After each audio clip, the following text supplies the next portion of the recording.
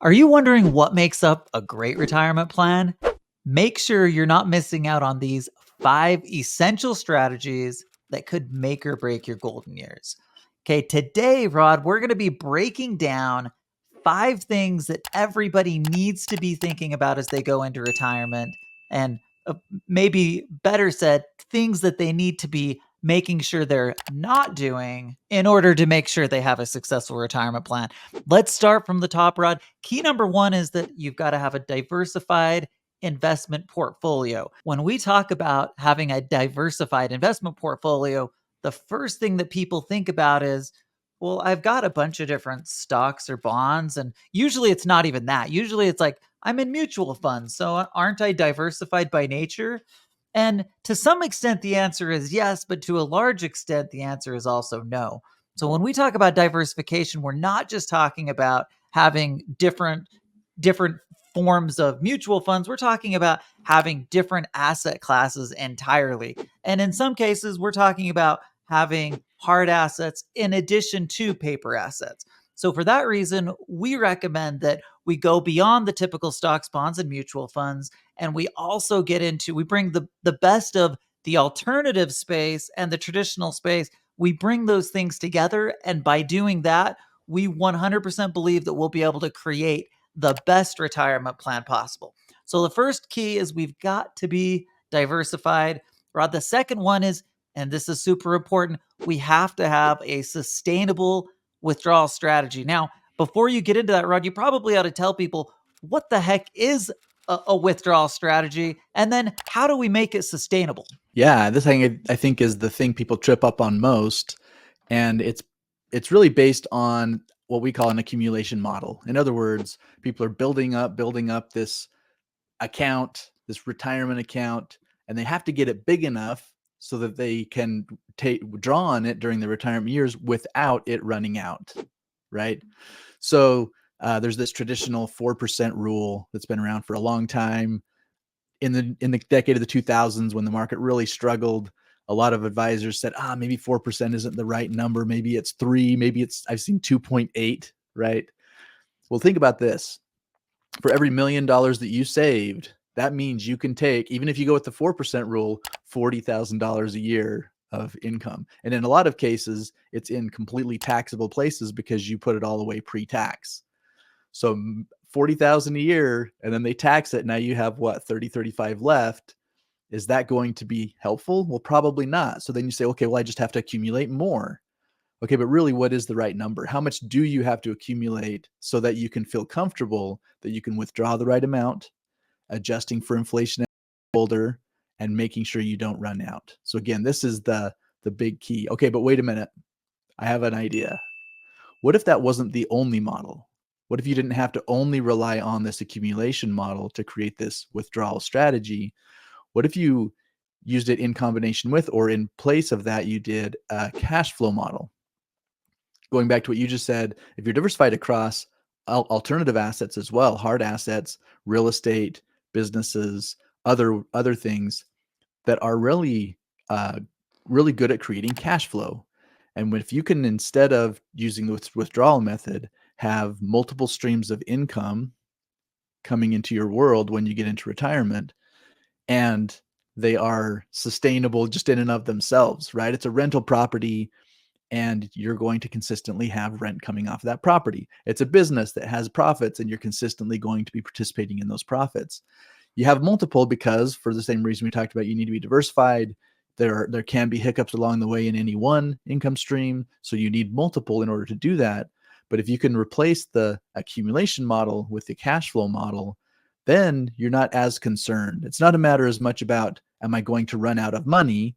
It's just a matter of using the cash flow.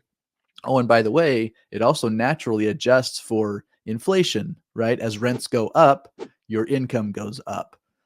As the profitability of the company, as they're raising prices because of inflation, et cetera, that passes on as you're taking those distributions.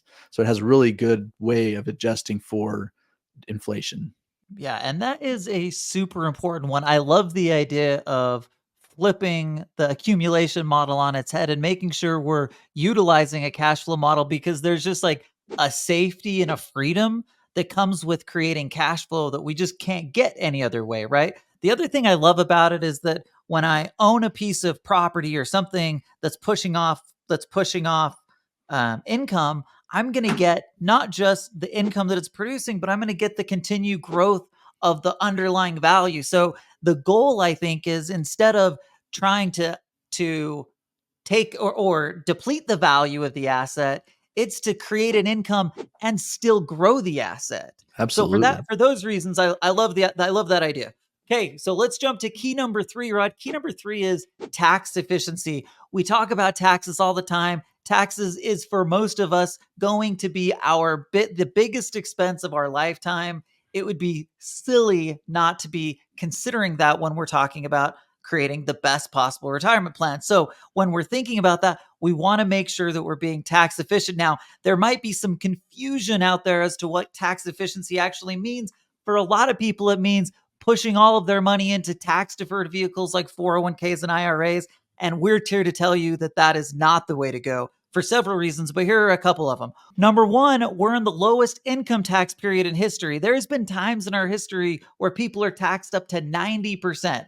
Well, we're nowhere near that today. But when you look at all of the issues that we have in government and other places, it's hard to believe the taxes are going to go down rather than up. And if I believe that, then the best thing I can do is get my money in places where I pay the tax today and I don't have to pay it in the future. And by doing that, I also gain control of my future. So one of the huge benefits of doing that is I'm not ending up in business with the government the rest of my lifetime. I actually get to control my money and do what I want with it. So that's number 3. Tax efficiency is absolutely critical. Rod, talk about number 4, because this is one people don't often think about, or maybe they overlook. Talk about number 4, healthcare planning and why it's so important. Yeah, one of the biggest challenges we have in our retirement planning is the unknowns, the variables that we just can't account for. Well, this is one of those because we can't predict what's going to happen with our health, our spouse's health, meaning whether it's in the near term, right? I retire at whatever age 60 and I could get sick quickly and potentially pass, but what if I get sick and that the sickness lasts, right? It's a chronic illness. It's not killing me. It's going to last for a long time. Well, that becomes a huge challenge if I've planned my income around just my regular spending and I didn't account for the potential for these additional expenses. So in healthcare planning, what we want to do is number one, acknowledge it so that we can know if for the cash flow that we're building or the accumulation that we're building, that we're basically overbuilding to an extent. But then secondly, there are things that we can do, insurance pieces that we can put into place to help us pay for those things if and when that happens. And to me, while there are a variety of different ways of doing it, riders inside of a life insurance policy is the most efficient way to do it, because what you're doing is you're paying for a future benefit. It could be a death benefit that pays out when you pass away. But what happens in these riders is they do what's called accelerate. They accelerate a portion of that death benefit to use while you're still living to cover these long-term care, these chronic types of healthcare needs. And so one way or another, you're going to get benefit out of it, whether it be while you're living and you're using it because you got sick, or the death benefit passes on to your heirs. In that sense, it's actually a lot better than a lot of the other insurance that we buy, right? We buy homeowners, we buy auto, we buy health insurance, hoping we don't have to use it, but we pay the price either way. In this case, you pay and someone is going to benefit from what you're putting into that life insurance policy. I heard a statistic recently that it was something like 60% of people are going to likely need long-term care at some point, or some sort of long-term care support at some point in their lives. And so you think about this incredible like cost that continues to go up, and obviously healthcare costs just continue to rise. So it's a real burden that's on people's plate. And so the best thing you can do is start to plan early when your dollars have the most ability to create the value when you need them. So in other words, if I can get those things in place when I'm young, then I don't have to worry about those things. It becomes really prohibitive if I'm trying to buy long term care insurance when I'm 68 years old. Suddenly the premiums are outrageous, and it's just like it's not even a real opportunity, a real option. So making sure you're planning from the start ends up being a critical piece of that. Okay, so the first one we've talked about, Rod, is a diversified investment portfolio. The second one, sustainable withdrawal strategy. The third key is tax efficiency. The fourth is making sure that we're planning for healthcare expenses. And the fifth one is that we've got to have an effective estate plan in place. Now, this might sound a little bit funny when we're talking about retirement planning because ultimately this is money that's going to the next generation. Our experience suggests that as people get older and as they get into those golden ages, generally they want to make sure that their money goes for something of value. Oftentimes that can be their family and helping to take care of those people that they love. Sometimes it could be a charity or some other cause that's really important to them. But most often, people don't just want to give it to the government, right? They want to make sure that they're well taken care of, but that they're also leaving a legacy that they can be proud of, that they can be excited about. And that's why estate planning is the fifth key strategy that we've got to be thinking about in order to create a retirement plan that's going to work, and especially in our golden years. We'd love to know what you think in the comments below.